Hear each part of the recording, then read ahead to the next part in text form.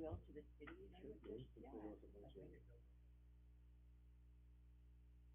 That too, huh?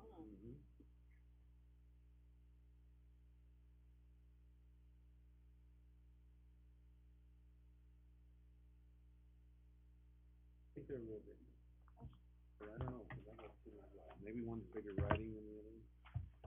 Probably the same. Bigger, exactly. It's fine, thank you. Appreciate it.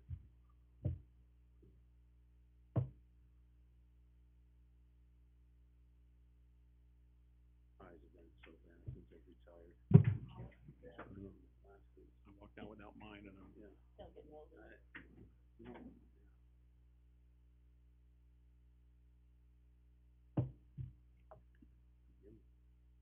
Well, let's do this. Good evening, everybody. We'd like to welcome you to the Caldwell Urban Renewal Agency regularly scheduled meeting. It's April 8th, 2024, and we will ask our secretary to call the roll, please. Commissioner Porter? Here. Commissioner Doty? Here. Commissioner Warwick? Here. Commissioner Brooks? Here. Commissioner Moore? Here. Commissioner Aldridge? Here. Commissioner Garcia? Here. Very good. As always, is there a conflict of interest with anything on the agenda for any of our commission members? Okay, seeing none, we'll move ahead. I want to thank Julie for chairing the meeting last month and appreciate her service. Brings us to our special presentations. Our first is from Destination Caldwell. Danae is going to come and fill us in on the wayfinding project. And welcome, Danae. Thank you, commissioners. Appreciate your time this evening. Just a quick update on our wayfinding plan that was approved by Urban Renewal last year. So the parking signage on this presentation before you, that's already installed and up, and you've probably seen that around town. So there's 18 signs in total designating where the parking is in downtown Caldwell.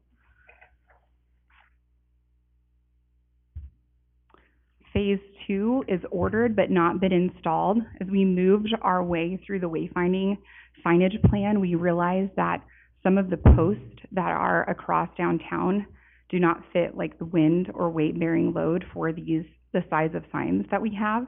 And so it was just an oversight. We didn't realize that the signs were not large enough when we originally quoted this. So there's not adequate lettering when motorists pass by these signs. And so we went with a larger dimension, and that was at the recommendation of Don Kostelek, who is with Vitruvian Planning, and he's the consultant on the project. So these are ordered but not installed. That led us to finding, we received 3 quotes for posts that would be large enough to hold the new signs.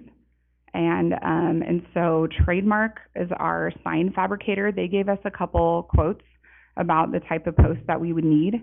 The quotes came in higher than what we expected to be on our budget. And so we went with a local fabricator instead of kind of who they requested. And we got those posts down to about $52,000 for 40 16-foot steel posts. And so we're moving forward with Lost River fabrication for our pole system and bracketing system. And then we will be able to move forward with install. And so with that cost, we would have spent about, let's see, it's on there. Sorry, let me look at my notes. $107,938. That leaves us $112,000 to move forward with the next phases of wayfinding. You'll see on this next slide what each phase requires a new post because of the wind and weight-bearing load for the signage. And so we've ordered about 40 posts. There'll be about 21 remaining that we'll need to replace once we move into the pedestrian information signage, but that will be the last phase, so we wanted to see how far we got with the funds. Post system will be all black, and if you guys have driven around downtown, you've probably noticed there's all sorts of posts. A lot of them are like metal punch-out galvanized posts. So this will be uniform and look very nice and also be safe with wind and weight-bearing load. Here's some of the examples of the posts that need replaced. Again, with Don Kostelik being our consultant on this, so you'll see replace sign posts with a black one on each of those designated sites. And we have a whole presentation of each of them that would need to be, but this is just like for brevity, just an example. The unstarted wayfinding phases are there on the screen. So we've got gateway signs, pedestrian information signage, secondary motorist information, and then business directory kiosks was also a part of the urban renewal plans, but it was like if we get this far and have enough money, so it really wasn't slated in the budget. And then this is what the next phase of signs that we're going to order with trademark will look like, and then along with their locations. And we'll be able to mount these once the posts are installed. And then before we order each phase, I send these to Rob McDonald and make sure that these are the right locations and that nothing has changed and we're still like moving forward with the plan. So we're always in direct contact to make sure that we're not ordering too many or too few. Any questions for me? Thank you, Danae. Questions? Mr. Allgood? Oh, I'm good. You look quizzical there, okay. Yeah. Good, moving forward. Adam? Dave? Question? Nothing? Okay. Very good. Thank you, Danae. Appreciate your time. Thank you, commissioners. Brings us to our second presentation. That's in regard to the proposed projects and boundaries for the potential urban renewal area. And you're not Stephen. I am not. And Welcome, Rob. I'm certainly not as well spoken as Stephen or probably as athletic. So, but I am here. Stephen's out of town. He asked me to just do a brief presentation and let you know kind of what some of the findings were and some of our analysis, and then to receive any feedback that the commission may have on what we have presented. The urban renewal area, so just a little bit of history. Urban renewal, we had an area that sunset, and that area had very specific projects that were intended back in the 90s when it was developed, and that included North Ranch and the development of North Ranch. It also included projects downtown, which in my opinion helped revitalize the downtown that Caldwell has. So that was our first allocation area that was adopted in 1998. There were a couple revisions done in 2002, and it focused on some of those things. There were some ADA improvements as well that we did in that north area up on the north side of the interstate, adjacent to 10th Avenue. And I think it's important that we keep in mind really some of the purposes of urban renewal and really what we should be focusing on.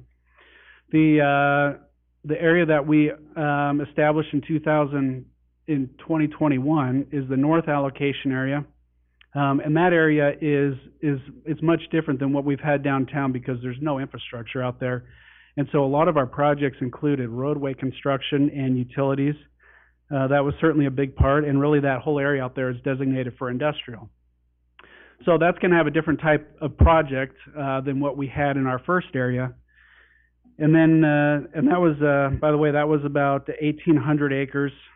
The first area, I spent quite a bit of time trying to find the plan actually, and I don't have the acreage, but it was a fairly large area. I want to say it was like close to 4,000 acres. So it was a big area, much bigger than the north allocation area, and then also much larger than the area that we're proposing downtown.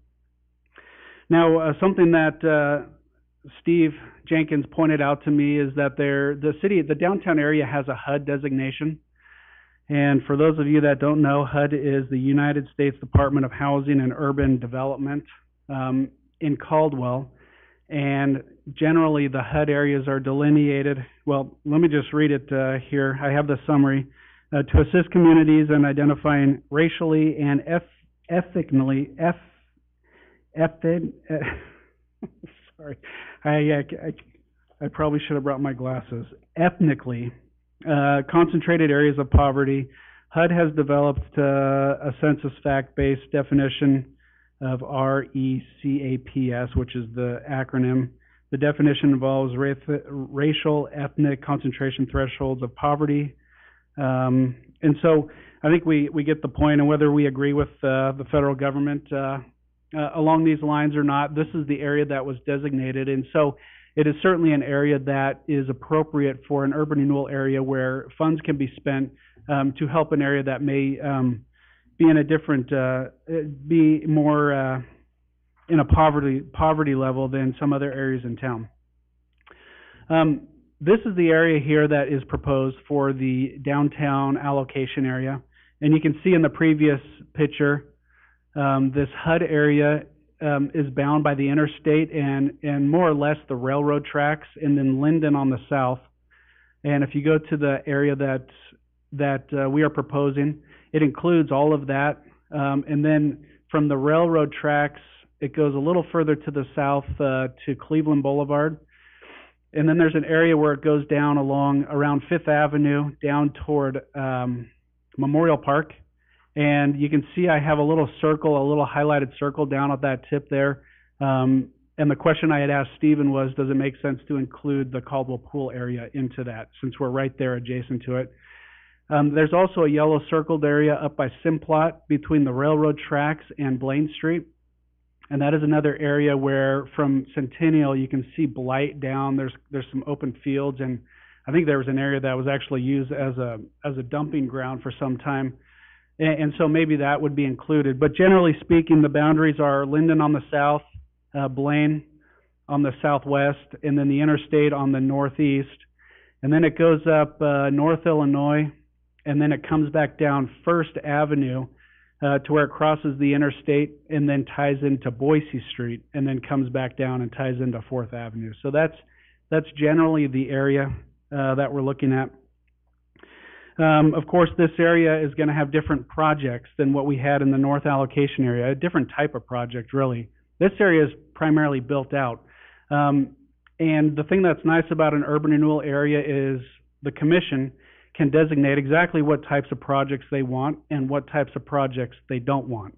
And so a good example, as we've discussed this area, a good example of a project in this area would be a complete rebuild of Chicago Street all the way through town to facilitate the growth that's going on down south of 21st Avenue, and then also between 21st Avenue up to 10th Avenue. There's a lot of breakdown of that road system there, and it's actually used quite frequently. It's a nice parallel road to have with the boulevard, and so that would be a good candidate, in my opinion, to have that road improved and widened all the way through to be able to facilitate some commercial and or industrial growth down toward Linden, and then maybe some other uses up north of 21st toward 10th Avenue. And then making sure that it's has a good surface all the way through to Centennial. A couple other projects that may be beneficial. Let's see, I'm on the wrong slide here. Sorry.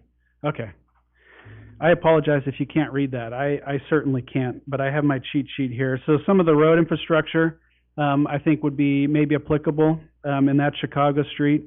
There's a couple unpaved sections of street, like Main Street, back at 13th, 14th, 15th Avenue. I mean, there's areas like that that have just fallen through the cracks. Linden improvements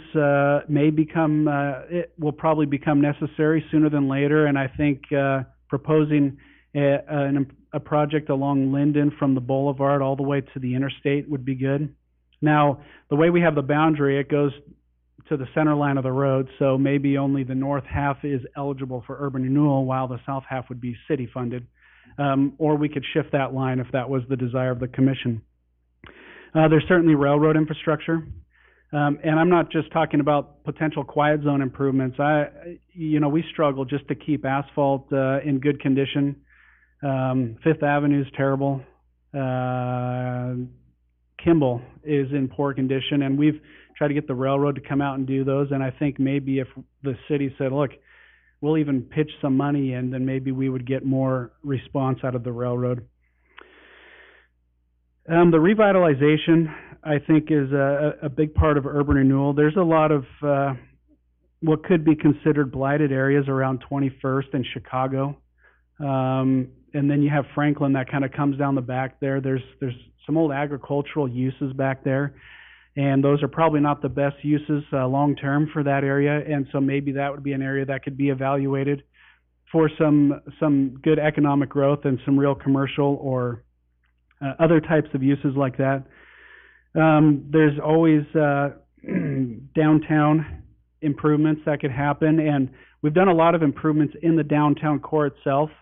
But in this location here, if you go to the north side of the railroad tracks, along 10th Avenue, and then kind of to the northwest of 10th Avenue, there's a lot of neighborhoods in there that may be lacking in sidewalks or street lights or things like that, that the city has not had the time or the funding to be able to make those a priority. And so that is always an option as well. And then you have other things like you could have a parking garage, or you could have, some other type of infrastructure that benefits the community that could be applied. The other thing, and then at the bottom, I already mentioned the safety, the blighted areas, areas where we lack in pedestrian facilities, ped facilities, maybe ped crossings. Those are areas too. Those are things too that could be applied to this allocation area.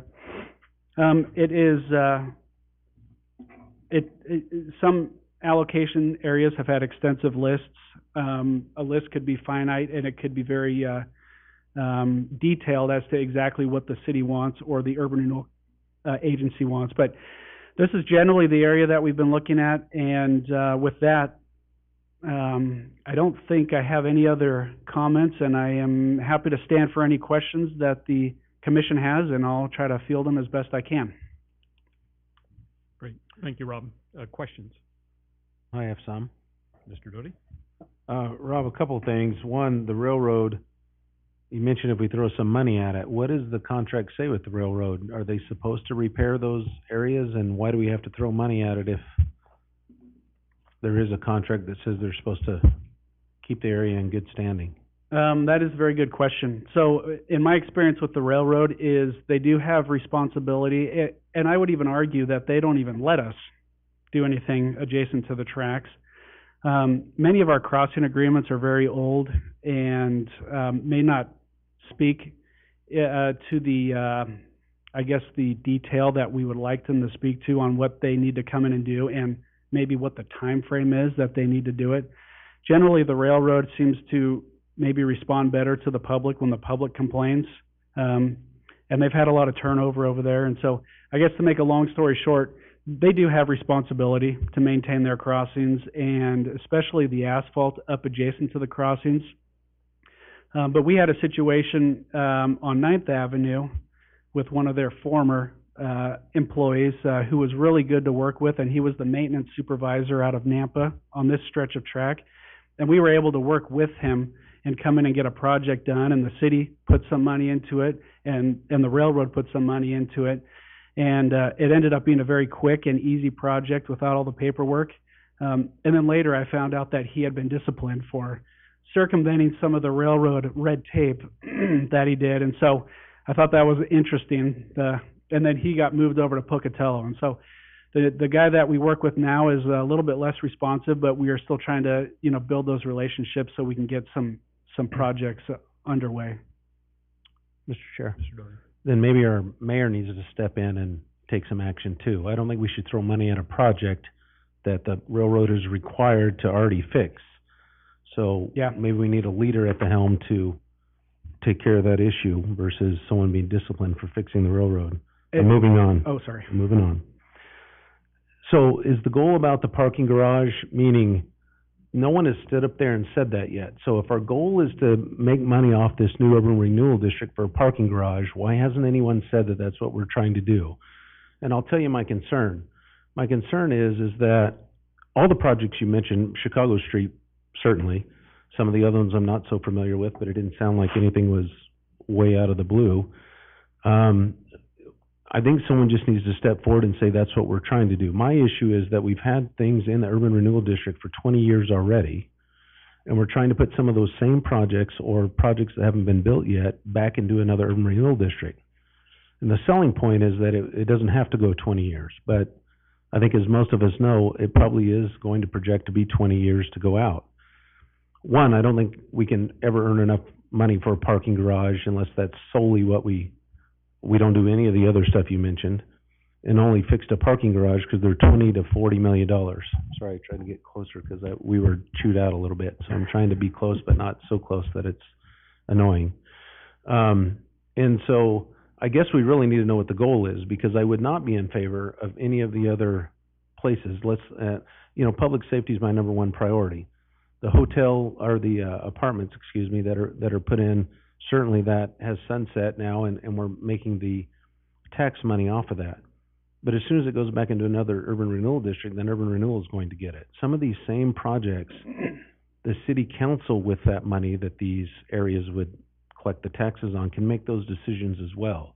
We can say dedicate more money to sidewalks. We can say dedicate more money to streets based off of that. So to throw it all back in a pot does cause me some concern and hesitation. No different than, I'll just give you an example, 510 Arthur. We haven't even collected off of that one yet. So the city has used urban renewal dollars to get that up and going, and credit, so have the people that have invested in that. But we haven't even seen that building built yet, and we want to throw it back in another urban renewal district. The key is then that money isn't used for police, it isn't used for fire, it isn't used for public safety, it stays solely in urban renewal projects. And so that caused me great concern. It seems like we have very distinct borders, and I know that's very easy to take care of, but as long as it's contiguous property, we can move those lines around a little bit to ensure that we're not dedicating the tax money for the last 20 years that's been diverted to urban renewal now back again away from the city, if that makes sense. So that it does cause me some concern just to have this another map right over top of many of the projects we've already dedicated funds to. Yeah, and I would just mention, I'm not an urban renewal expert, but the value of that building that was just built is going to stay on the tax rolls. It's only any increase in the value from this point on after the construction of the building. So, right, for 20 years though. Yeah, and so whatever that value is, that would be going into the urban renewal area. But the initial value, which is the big $40 million value, if I remember the number correctly, that's the number that's on the tax rolls now and would not be moved. But yeah, I understand what you're saying. And as for the parking garage, I'm just simply pointing out what some of the options are. That would be a decision that urban renewal can make when we start putting a list together. Is that a priority for downtown, or is it not? So I'm not necessarily here today advocating either way. I'm just pointing out what some of the options are. Mr. Chair. Yeah, and I totally understand that. What I'm saying is the estimated value of a parking garage, how much it will cost to build one, would probably take most, if not all, the urban renewal dollars gathered off of this section you said that you outlined there to build that. And that's what I'm saying. Is what direction are we going? Are we going for a parking garage, or are we going for all the other stuff that you mentioned? Because in my experience, it won't be able to do both. I mean, you need $40 million for a parking garage, right? So if that's our goal, and to save taxpayer money and to have this overlaying map, then maybe we need to have some workshops if that's our goal. I think the problem is the goal moves. We can list all these things that we can do with this money, but if I'm going to sell this product to someone to buy, meaning the taxpayer, and I tell them, it's going to go towards a parking garage, it's on the list, but it never makes enough money to do that, plus the other 20 things on the list, then what are we doing, I guess is what I'm saying. So I don't want to make any false promises to anyone. And I don't think I'm exaggerating. I mean, I think the lowest estimate we've received is $20 million on a parking garage, which is plain Jane, nothing, just gray concrete, so to speak, right? So if we're going to make it look nice, then with everything you do, as you know, then that goes up in value. So that means none of the streets get repaired then, and none of the sidewalks you mentioned get done, because all that money needs to be diverted to a parking garage. If that's not true, if we're not going to fund the parking garage, then maybe we can get all these other projects done. But to sell that to the public, in my opinion only, that we're going to do all this stuff with the money that's going to collect, I just don't think is an achievable goal. So, thank you. Other questions? Mr. Allgood. Not so much a question as just thoughts. this is the first time I've seen this most recent urban renewal map, Okay. and, I like it. I like the expanded area, and kind of, I agree with Commissioner Doty in that I don't think we should be urban renewalizing the same piece of property twice. I agree with that. The thing I do like about it is everything north and west of Tenth and the railroad tracks has been blight for a very long time. And there's already people making investment down in that area. And, we're talking about putting a berm and blocking some of the noise from the freeway and improving, Lions Park in that area. And I would love to see us be able to spend some money both sides of the freeway in that area down there. As you're well aware from your job, when we had the, floods of 2017 after Snowmageddon, that place was underwater because all our drains were too low and everything was running backwards. Those kind of things we could take advantage of and repair. So I like the idea of including that area. There's a lot of potential there, I think, that would be a big help. Other comments?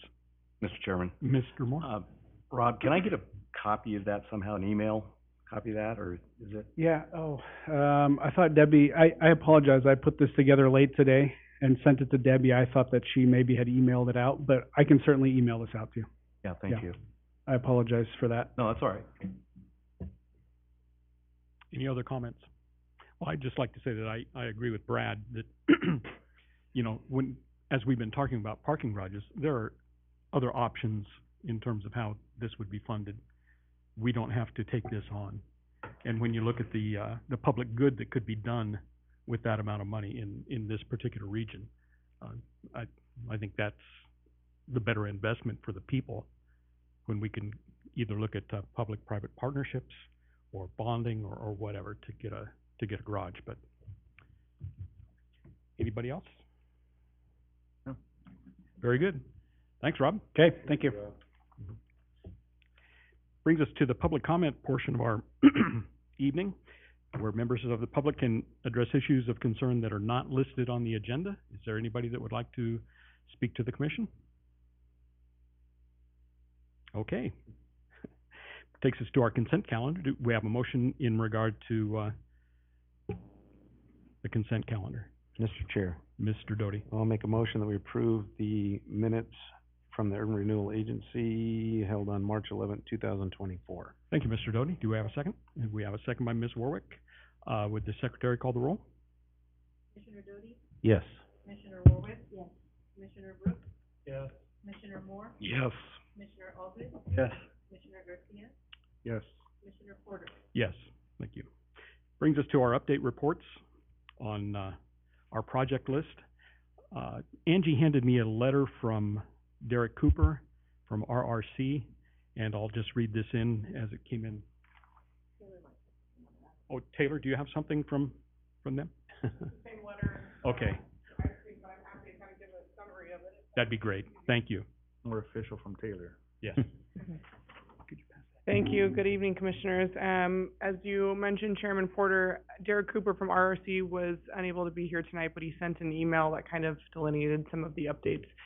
Going to give you just a brief kind of summarization of that, and it's mostly focused on the fact that they're working with the city on getting permitting done. So once that's done, the construction's going to begin. He's trying to match that timeline to be coinciding perfectly when those permits are issued. He's going to begin almost immediately, or that's the goal. He communicated that they're planning on an 8-month build for that construction project. So that was the update that's in that email. I think we're referring to the same one. And I'll stand for any questions that you might have. Thank you. Any questions for Taylor? Very good, thank Give you. us one sec. Can I just see did we get that in this? The letter, it's, It's making its way around. Okay, thank you. Okay. Our second update will come from Amano a little bit later in the evening, and it was struck from the update reports record. Sean, welcome.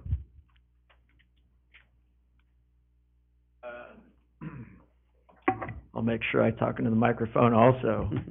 Our update is essentially we had the vacation hearing, the city, Arthur was vacated. We have done some geotechnical testing, we haven't received those reports back.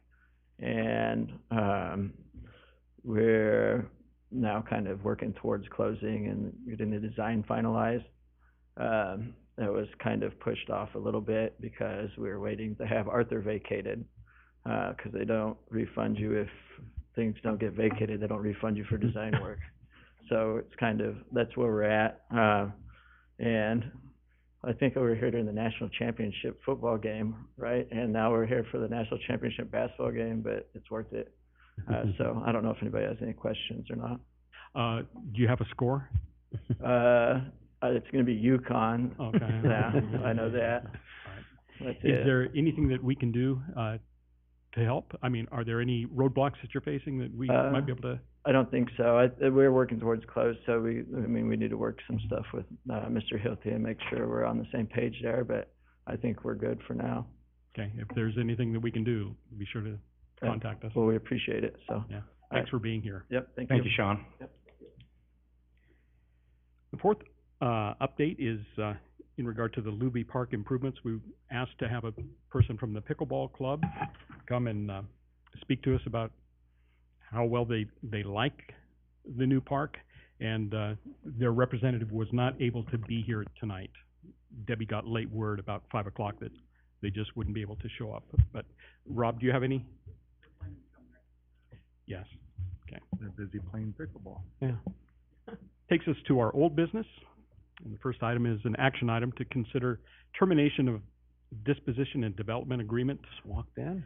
with Amano, or in the alternative, consider authorizing agency attorney to send notice of default on same. Taylor.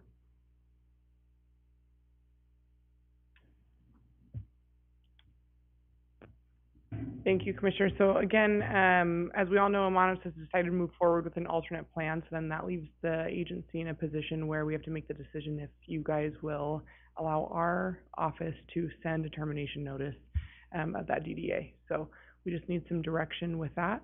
The second thing that we need a little bit of direction with is if the agency is still wanting to move forward with those environmental improvements that were planned for that property. It's already been budgeted, to my understanding, so we just need, again, a little bit of direction if staff can move forward with those plans. Any questions on that? Questions, Mr. I would just like to hear from Amanos. I think they have some exciting news, and I don't want to steal their thunder. Yeah. Do you folks have some exciting news? Yeah. Okay. Well, welcome. So it doesn't just look like we're... I came dressed like, we came from doing yard work, and we're like, oh no, the meeting. So first we want to thank everyone for giving us a shot. This has been a very long process, it feels like, from our side as well, I'm sure from your guys' as well. But we just are happy to announce that we closed on the rediscovered book property on this last Thursday. And so there's already a fence up, and you know, we're already getting the ball rolling fast here. So that's the news. We found our permanent home, which is what we wanted to do here in Caldwell. We posted it today on social media, and everyone's like, no, please stay in Caldwell. We're like, no, yeah, we're staying in Caldwell. But yeah, we love this city, and we plan on being here for many years to come. So it's great, very exciting. Sorry? We also already submitted the termination agreement with our lawyers, so you don't have to agree to it, because we already did it. Yeah. Oh. Yeah. Oh, so you're turning us down now, right? No. But yeah, the termination has, or we talked to our lawyer, and I'm sure she shared that with you guys already. Mr. Chair? Mr. Doty? Well, it's very exciting, and do you know when, what's the projected timeline? The quickest that we can make this happen would be the first week of November. Oh, well, that's And fairly quickly. It's very quick, but maybe not. Well, there's some moving pieces. 2024, 2025. Yeah. And the reason, and so even if we finish, say, like in December, we're not moving in December because it'll be right in the middle of, you know, it'll just be so chaotic. So it'll, if it's not in November, it's gonna be in January. It's gonna be the projected opening. So a patio, outdoor cooking, another little concept that we're gonna keep as a little surprise as well for the community. So, Well, I certainly wish you all the best, and it's great that you're staying in Caldwell, Yeah. and you have a great restaurant, and I hope it all turns out by November of 2024, but maybe 5. Yeah, All right. yeah. Thank you. Thank you. Congratulations and good luck. Yeah. Congratulations. Any other questions in regard to, the termination of this DDA? Mr. Yeah, Chair? Oh, yeah. sorry. I just wanted to finish with Taylor's discussion here on the second half of that. The question she had, I don't know the details of that really. Can you fill us in on that? Commissioners, unfortunately, I don't have the details of the specifics with that environmental work that was to be done. I can follow up with Mr. Hilty and get you all some more information. And then, like I said, I believe he communicated to me that it was already budgeted. I spoke with Raylan, she agrees with that assertion. And so I'll get you all more of the details of what that looks like. Yeah. Okay. Historically, and any of the other folks can correct me if I'm wrong here, they found through a brownfield grant, they found a very, very small degree of contamination in an isolated portion of the old machine shop there. And we have the funds to go ahead and remediate that. And I think it would speak to the integrity of this board to make sure that we follow through on that commitment to remediate it rather than kick the can down the road to the next developer, whoever that is. Mr. Chairman. Mr. Moore? So in those discussions, yeah, we had specifics of what needed to be completed, and I thought they were gonna be completed, so I would say yes to this, and not knowing exactly what those specifics were at that time, but I know they all made sense, and it was gonna complete a project there, so I would say yes. Would you like to make a motion to that? Well, Mr. Chair, before Madam? he makes his motion, if you don't mind, Commissioner Moore, Mhm. is that in this motion for old business, or was that I don't see any verbiage in there, or is this a separate Just motion? to clarify, I don't know that it's necessarily an action item to be taken. It's Okay. more of just kind of an Direction. acknowledgement that we are going to continue on with those plans.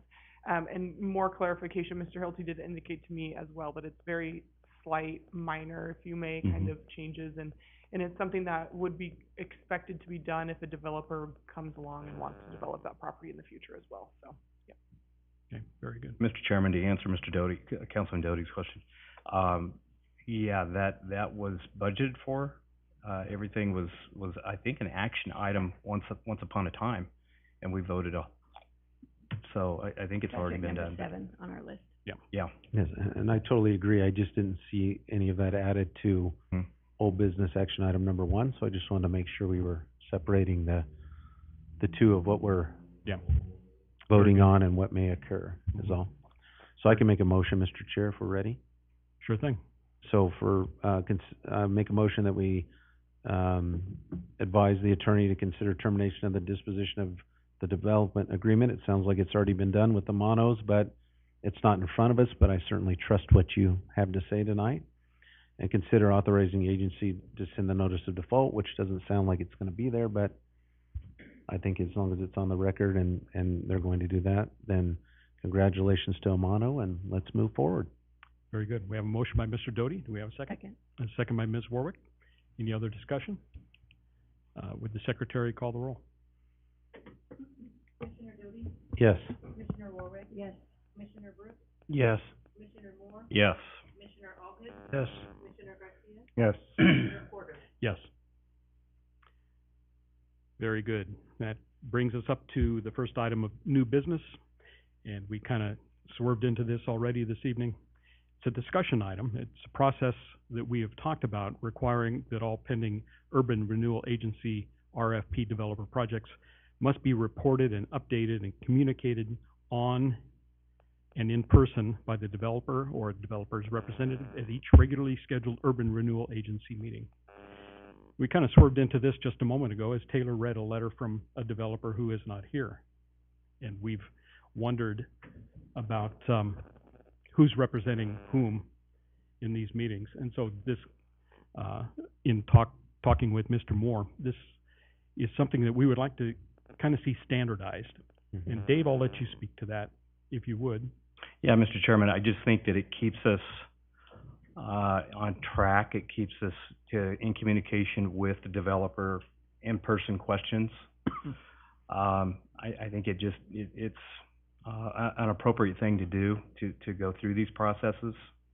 And, I think Mr. Maven, I mean, he's an example, somebody here every month now, full communication, and we can ask a question. As that letter came around, on the Kimball development there, yeah, I have two questions. It'd be nice to be able to ask that question to that person at this time versus another 30 days. So I think it keeps us out of a lot of gray situations that could come up down the road. Comment? Sure. Mr. Doty? Believe it or not, I have a comment on this one Oh, very item good. here. I support this. I think with the many ways that we have to communicate now, especially Zoom, or you can appear in person, I don't think it is too much, especially some of the major money commitments that we make to folks, that to have them be here or present, depending on what method they choose, other than sending an email and us not knowing, you can't ask any clarifying remarks. I think it's well worth it, and if it's worth it to them, knowing going into the new projects that you have to do that, if you don't want to come and report every month, then maybe you shouldn't be accepting urban renewal dollars. So I would support it. Mr. Chair, Ms. Warwick? so I'm thinking we should probably plan to start putting something along those lines in the RFP at the outset, so they know going in, this is an expectation of getting urban renewal money, and that way it's not a surprise to anybody. Agreed. Yeah. Agreed. Great idea. Mr. Chairman, I think it needs to be specified that, email versus a Teams call versus in person. I mean, there's probably a situation once or twice in a 12-month period that somebody can't show up or might not be able to, whether it's a scheduling issue. Mm-hmm. But I think, yeah, we should be specific about that, like Councilman Warwick said there. I mean, we need to be specific on what we can and are expecting of each developer and each development, each RFP. Any other comment? Just Chris? one, and we've discussed it before, but I think it's really important. I think it puts Mr. Hilty and Mr. Hilty's office in a bad position when they're responding for the developer, because he's responding for us, and putting him between the both, I think, is a bad position. Just like Taylor reading the email, it kind of like she's representing whoever the developer was, and the developer needs to have their own representation here. Agreed. I agree. They don't work for the developer. They work for us. Right. Okay. Taylor, can you take that, the thoughts of the commission back to your office? And can we memorialize this or put it in policy in some form or fashion? I will, Chairman Porter, thank you, and thank you for the thoughts. I'll bring that back to Mr. Hilty, and we'll kind of discuss how to move forward with that. The suggestion from Commissioner Warwick of putting it in our RFP, certainly we can maybe figure out how that works in the DDA, whatever it is, and kind of make that the expectation going forward from the agency. Thank you. Okay. Very good. Thank you. I'm not leaving. I'm just stepping away for 1 second. All right. Brings us to our second item of new business. It's an action item to consider invoices for payment, and that brings us Ms. Ray Lynn. Good evening. Good evening, Commissioners. Got quite a few invoices today, so I'll just start my list. $108,792.94 for Project 4, $18,900 for April Economic Development Contributions, $15,363.18 for Project 1, $553,713 for Project 2, $38,305 for Project 10, $10,745 for Project 13, $241,768 for Project 20, $59,596.82 for Project 9, $38,576.81 for Project 9, $52,039.64 for Project 26, $6,435 for March Attorney's Services, and $66.58 for legal notice, for a total of $1,144,301.97. You made it. Any questions for Ray Lynn? Mr. Chair, Ms. Warwick? on the two for project 9, Yes.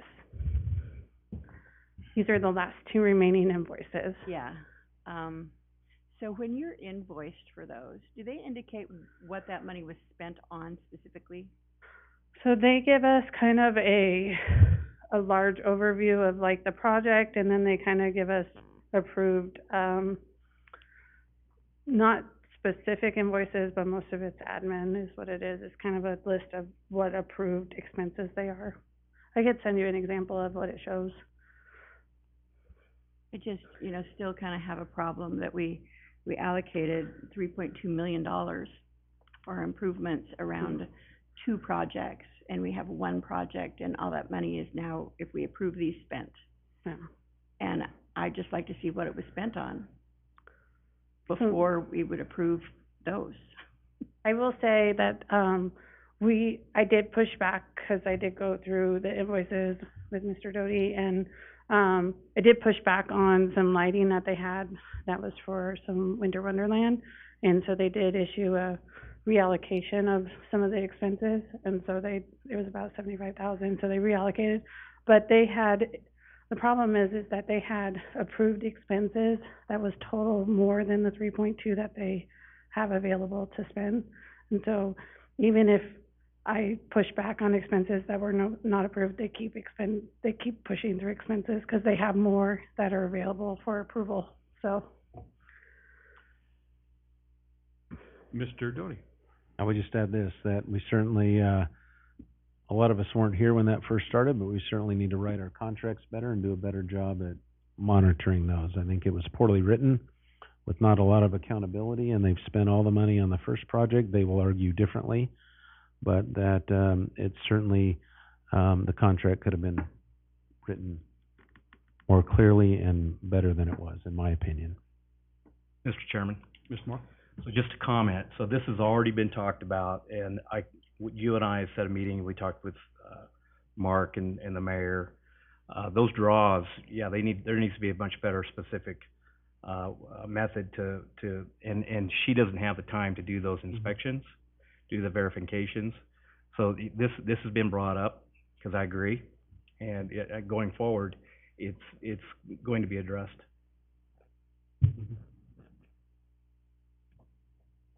Other comment? Do we have a motion in regard to these invoices for payment?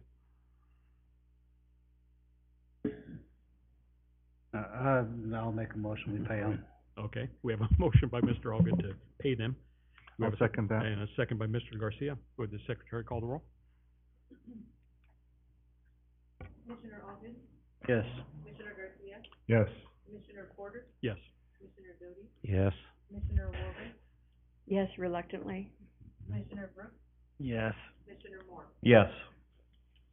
Great, thank you. And I think this brings up one of Dave's frequent topics that we really need to look into a project manager, somebody that will really hold the right feet to the right fire, especially if there are going to be incentives like this in the future. So, takes us to our treasurer report. Ray Lynn. So with the two reports that you have in front of you, one thing I did want to bring to your attention is on the cash report, you'll see other deposits of $18,000. This is a reimbursement from the company that did the pickleball report. It's not a reimbursement, I should say. It's we charged them a fee because they did not foresee their contract, so we charged them a per day fee. And so that is the reimbursement of that fee, or the payment of that fee of $18,000. So just wanted to mention that report. So for North Urban Renewal, we received $1,344.40 in property tax or increment funding. We're still receiving that past due for East Urban Renewal. So there's a little bit of funding there, and our total cash between the LGIP and Banner Bank is just right under that 6 million mark, or 7 million mark. So it's kind of where we're at right now. Okay. Any questions? Also, I will just mention the 4/14/83, I had to order checks. So, that did not come through invoices, that is just checks, so. If you have checks, you got money, right? Isn't that what they say? Okay, do we have a motion in regard to the cash reconciliation report? Mr. Chair, Mr. Doty? I'll make a motion that we approve the reconciliation reports. Okay, we have a motion by Mr. Doty. Do we have a second? Second. And second by Ms. Warwick. Would the secretary call the roll? Commissioner Doty? Yes. Commissioner Warwick? Yes. Commissioner Brooks? Yes. Commissioner Moore? Yes. Commissioner Aldred? Yes. Commissioner Garcia? Yes. Commissioner Porter? Yes. Takes us to our, Before Raylene leaves, I just want to clarify something. Sure. It's all right. So, you said that regarding the Creekside property there, that they have exceeded what we allotted in approved work? So no, they have not exceeded the budget that we set. No, I would not allow them to go over budget. What I meant was that even if I pushed back on unapproved expenses and said this is not approved, they would have more expenses to come through because their total budget for the project of approved expenses was more than the 3.2 million. They had twice as much of the expenses that could be approved for urban renewal. But as far as urban renewal is concerned, we're at zero of what we owe now? We're just above zero, yeah. There's about $10,000 left. Okay. So. Next month, Commissioner Allgood. We have not received any more draws from them. My understanding is we're not going to, but I am reaching out to them because, Mr. McDonald and our planning and zoning, Ms. Collins, have some stuff that we want to do along 7th Avenue that we want to look at contacting them to do, to kind of finish up some upgrades, so. okay, that takes us to our project report. So thank you for allowing me to do the budget moves last month. So those are included in the project list I gave you. With the approval of the invoices today, we are slowly going to be getting these projects completed.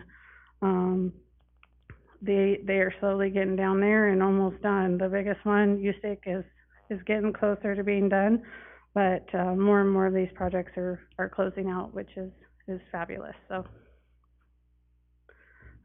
we'll be below 3 million next month. So. Okay. Any questions? So is number 6 completely done? Yeah. Did we fence that? That I don't actually know. I'd have to refer to Mr. McDonald on that one. That's a. Did we fence Wildman parking lot? No. No, it's No? not fenced. I saw yesterday. Okay.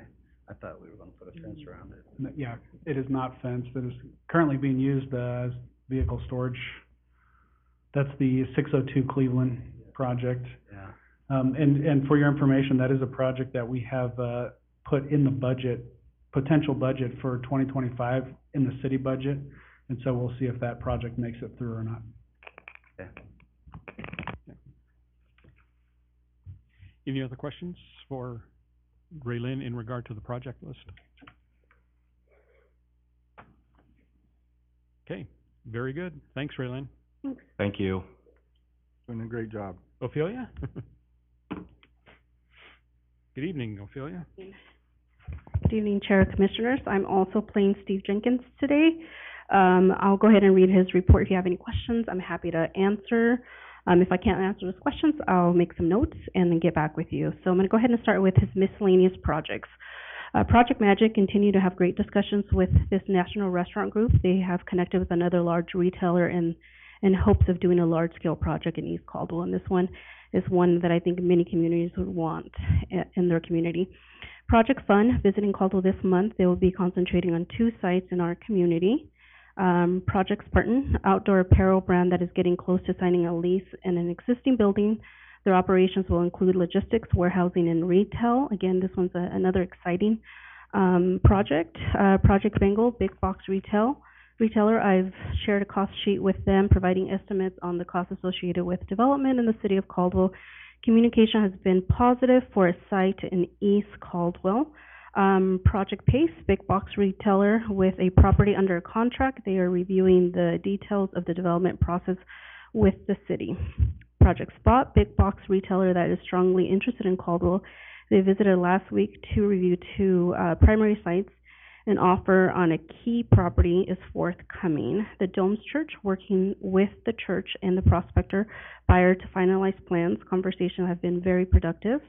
The Charles National Grocer interested in their site. If all goes well, construction will commence later this year on utilities. Developers are eager to get started, and that's that big project right off 55.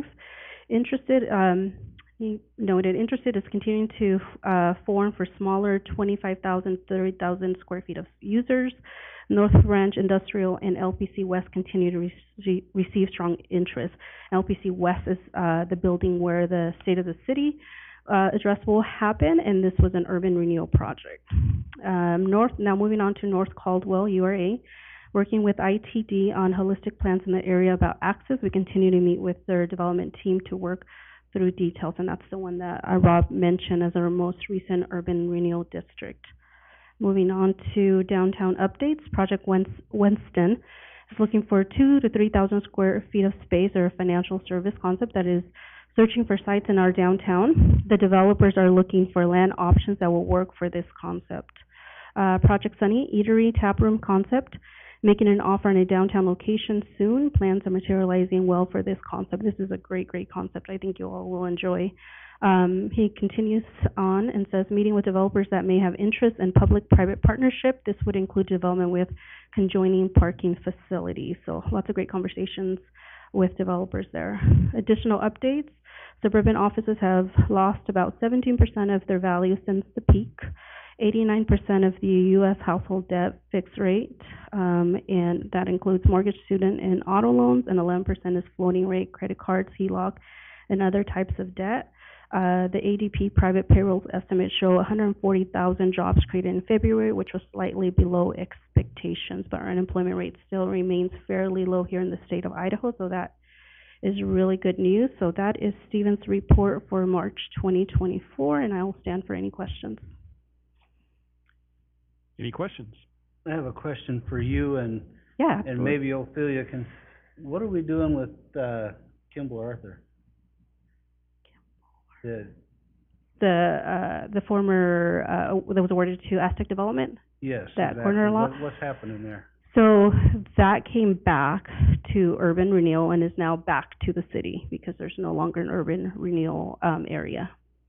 So nothing at the moment, and I think that's what was included is included in what Rob just shared in terms of if there is an urban renewal district, that land can go back into that urban renewal district for redevelopment. But at the moment, it's back to the city.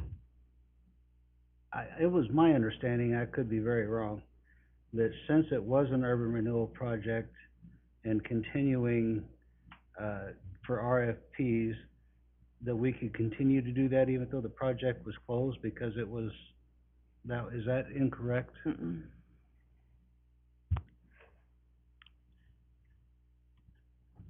Commissioner Allgood, that's not my understanding of where we're at currently with Kimball and Arthur on that project. I agree with Ophelia's assessment of where the property is currently because that area sunsetted. It goes back to the city in that way. I can clarify with Mr. Hilty and we can send you an email with some more details if you'd like. Mr. Chair?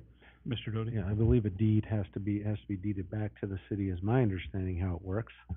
But I don't know if that's taken place or not. Yeah, I was just under the understanding, kind of similarly to the projects down here on Main Street, that because they are under urban renewal control, even though the urban renewal area is sunsetted, that we can conclude the project.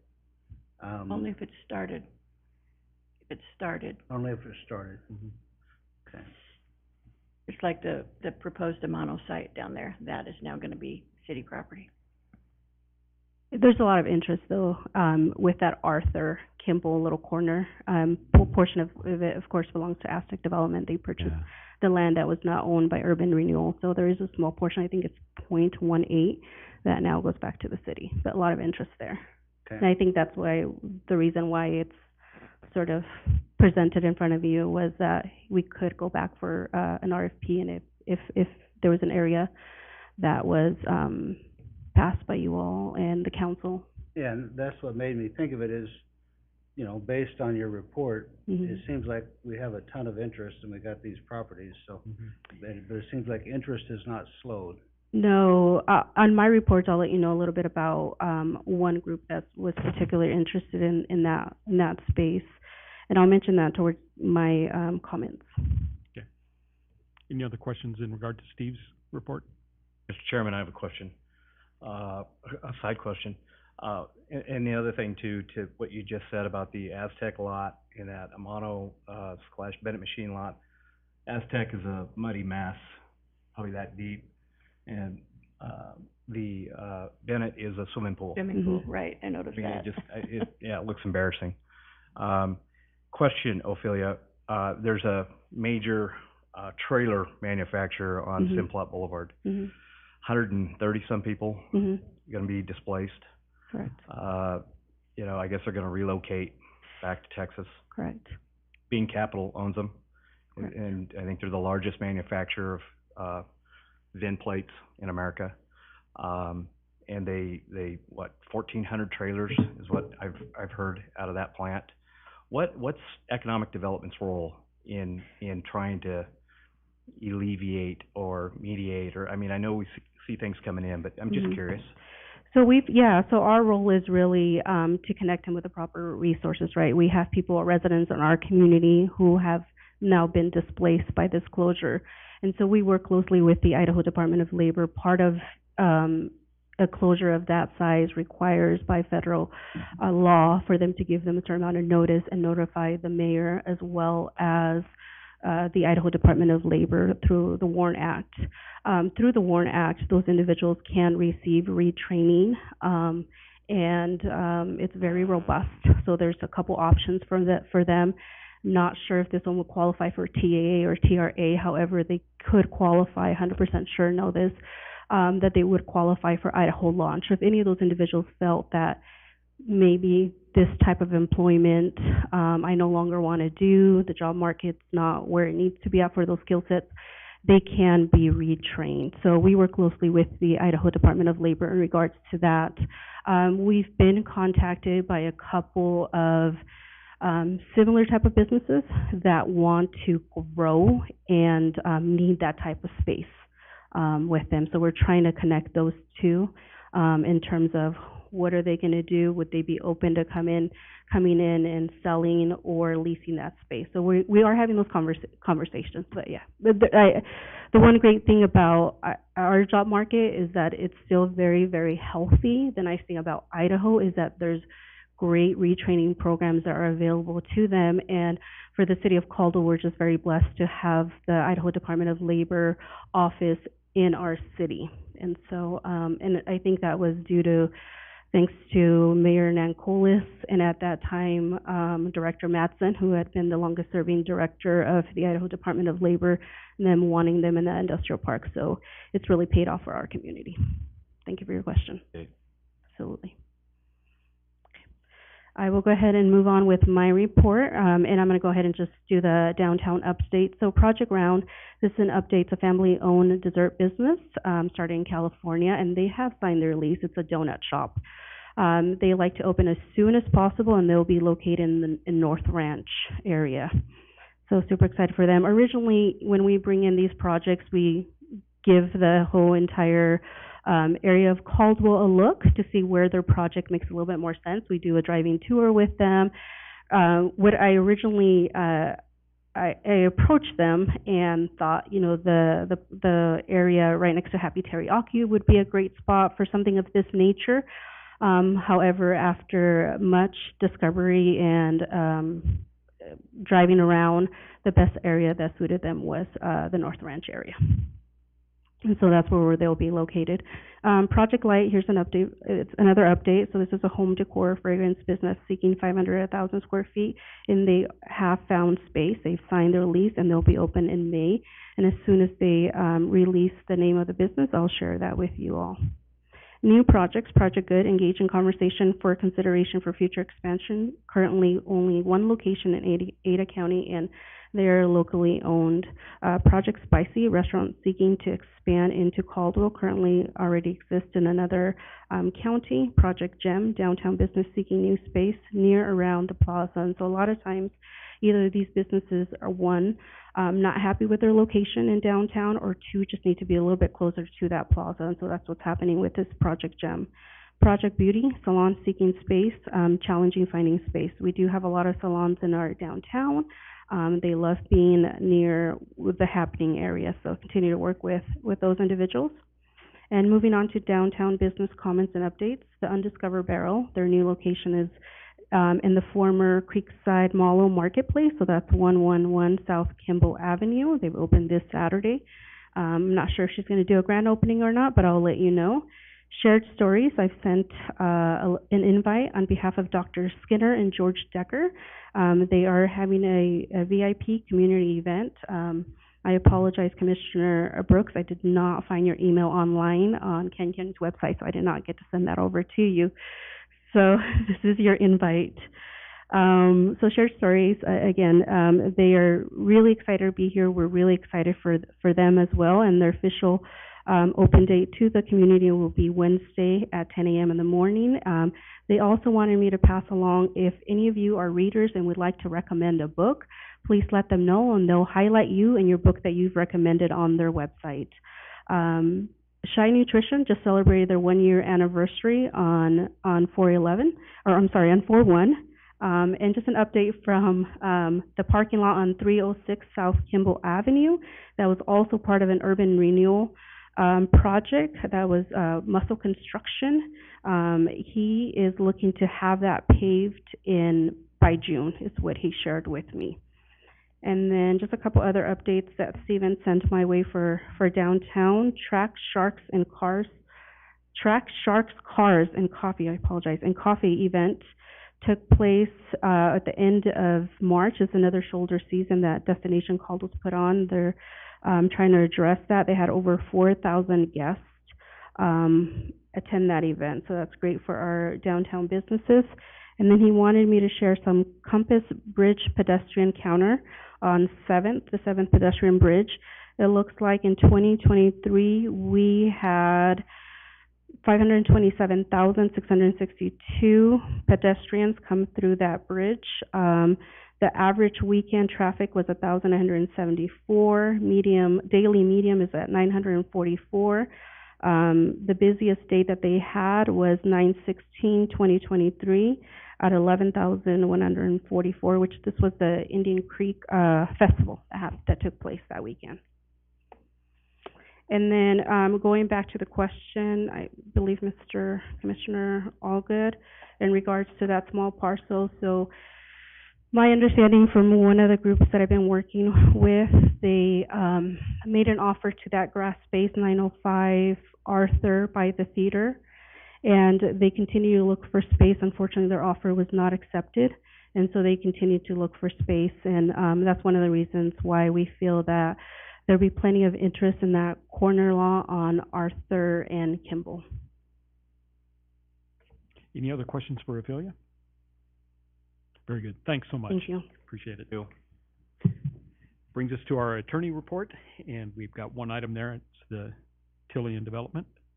Welcome again. Hello again. So Tillian Phase 2, just a quick update for you all. Mr. Hilty, Commissioner Porter, Commissioner Doty, and Commissioner Moore met with the Chase team last week.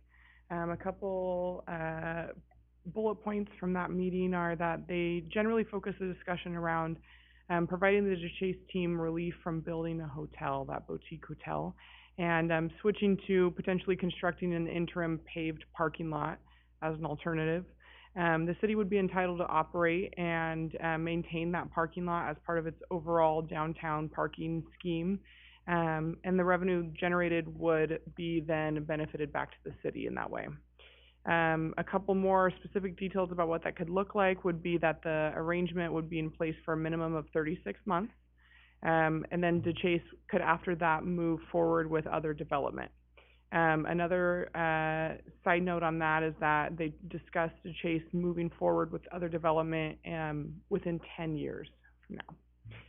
Some of the issues that still need to be discussed, and they're trying to coordinate further conversation or maybe another video conference, that they need to discuss the details of what the lease would look like, maybe what that development after the lease is continued would look like, and then also what, if any, the use of the parking lot would be permitted by Tillian tenants, right? So just a couple different follow-up questions that would need to be further discussed. So they're looking into, again, setting another conference date for those discussions. So, any questions? Questions for Taylor? Comment. Mr. Doty? I just want to add to that, a lot of those are factual. However, there were several things that they had put in their email that would totally not be agreed upon. So it's not an absolute, and there's still discussion to go, and if any of those fall through, well, then they can build us a hotel. But it certainly seems like a few of the words were switched around in a couple of those points. And I've sent Mr. Hilty an email in regards to that. So I just want to make sure the public out there listening knows we haven't signed any deal yet, and there's definitely some things that I don't know how they didn't hear it the same way I did, but hopefully we'll get to the bottom of that.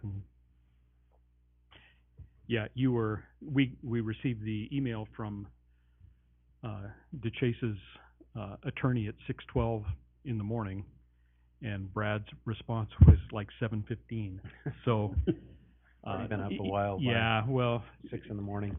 And at first read, I agree with Mr. Doty, and I don't know if Mr. Moore has seen it yet, but there were some things that were, they were stated, but they weren't absolutely nailed down. So we do want to have a follow-up conversation with them and just make sure that everything's crystal clear. So, any other comments or observations or? Mr. Chair, Ms. I'm Moore? assuming it's still on the table for us to say to them, please follow through with your contract, or Absolutely. Yeah. we'll cancel it. Yes. Mm-hmm. I maintain I still have it left a bad taste in my mouth, the letter that we got from them. Mm-hmm. Saying, you need to give us an answer within however many days, I don't remember if it's 30 or 60, or we'll have no choice but to build a hotel, and my response is, good, please do. Mm-hmm. Yep. It may have been brought up. Yep. Good. Mr. Moore, did you have anything else? Oh, no, other than I read the email. Okay. So. Great. Okay, thanks, Taylor. Brings us to our commissioner reports. Anybody with something to report? Mr. Chair, I was just going to report on what I just said, so to let people know, but Taylor covered it well, and I just, again, want to reiterate, it's not a done deal. There are some issues with it, so. Very good. I would also encourage now that we've heard from Amano, which we did not have that information at the time of those negotiations, that I'll strongly encourage council to move forward with more of a temporary, meaning a long-term temporary parking lot in the Amano's lot, though clearly no decisions about that can be made here, and certainly it takes a majority of the vote to get that to go through, but that's certainly the direction I will ask the council to go in the near future. Very good. Any other comments? Chris? Yeah, just kind of said it a whole bunch of times before, but, whatever the process we deal with the DeChase group and that kind of thing, there's 2 points that I feel like our strongest legal point is that we just tell them to fulfill the contract they agreed to. I feel like of all the options we have, that's the most strong one for us. Secondly, if we do agree to something different that allows them to build something different than what we have in the contract, I just strongly encourage us not to allow any more residential downtown. Our whole goal for the downtown is to have people coming and going and moving, and that was the reason for parking meters, is to have circulation. And when you have permanent residents downtown, that changes that. you don't have that circulation, you don't have people coming and going, you have people coming and staying.